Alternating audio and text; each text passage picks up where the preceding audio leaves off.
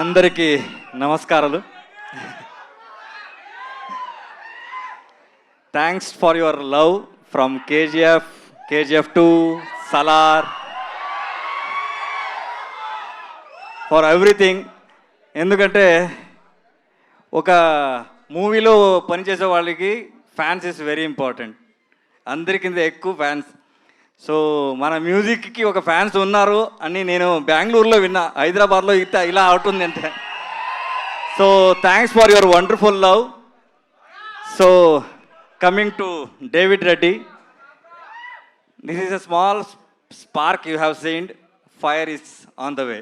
Thank you very much. Thank you అండి, thank you so much అండి. ఇప్పుడు director గారు హనుమా గారు to please speak. David Reddy.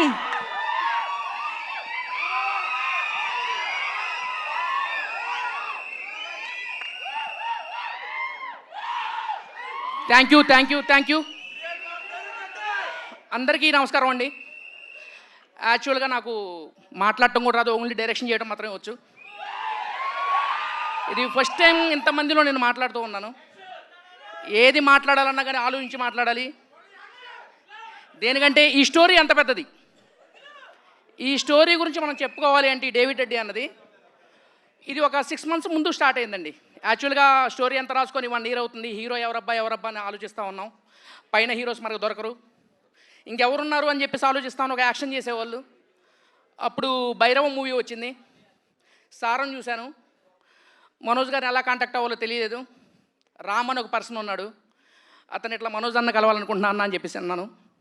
చిన్న జస్ట్ నేను ఒక పిచ్ డెక్ పంపించాను.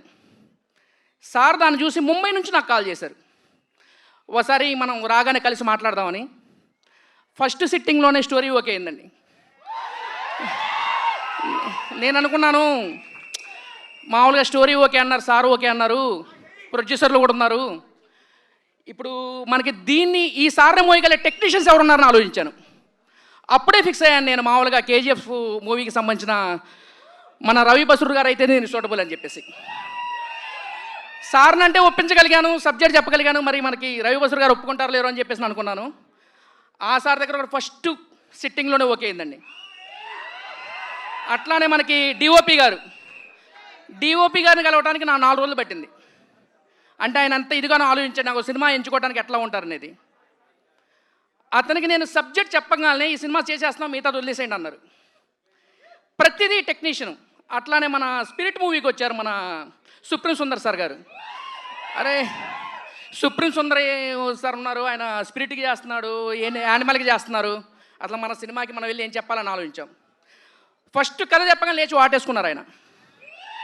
సో నేను ఇక్కడ దీనికి ఏం చెప్పదలుచుకున్నానంటే, ఇది మనం అందరం పాన్ ఇండియా ఈ సినిమా ఆ సినిమా అనుకుంటామండి. ఈ సబ్జెక్టే పాన్ ఇండియా సబ్జెక్టు.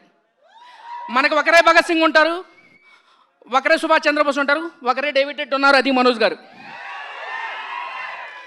మీరు కళ్ళలో కూడా ఊహించుకొని ఉంటారండి. ఇది మాత్రం చెప్పగలుగుతాను, ఒక మంచు మనోజ్ గారిని ఎలా చూపిస్తాను అనేది. మీకు జస్ట్ శాంపిల్ అంతే. ఇంకా థ్యాంక్ యూ అండి, ఎందుకంటే ఎక్కువ మాట్లాడకూడదు. డెబ్యూ డైరెక్టర్ని. Thank you.